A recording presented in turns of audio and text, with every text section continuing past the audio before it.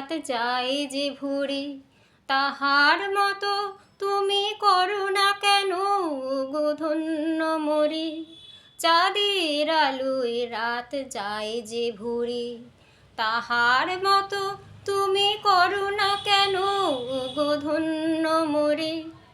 যেমন করে নেড়ে একটি পাখি সাথীরে কাছে তার নেয় গো ডাকি।